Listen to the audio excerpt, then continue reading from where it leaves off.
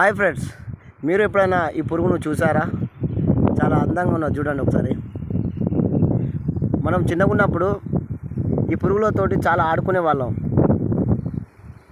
ఈ ఎక్కువ ఎక్కడ ఉండేదంటే ఈత చెట్ల మీద, తంగడి చెట్ల మీద చాలా కనిపించేవి. ఇవి తీసుకువెళ్ళి అగ్గిపెట్టెలో దాసి దానికి బంతి ఆక వేసిన తర్వాత 2 రోజుల తర్వాత అది గుడ్లు పెట్టేది. ఆ గుడ్లతోటి చాలా అంటే చాలా ఆడుకునే వాళ్ళం. ఈ పురుగును చూస్తుంటే చిన్ననాటి జ్ఞాపకాలు అయితే చాలా వస్తున్నాయి. మీరు ఎప్పుడైనా ఈ పురుగుతోటి ఆడుకుంటే మీ విలేజ్లో ఈ పురుగును ఏమంటారో కామెంట్ బాక్స్లో కామెంట్ చేయండి.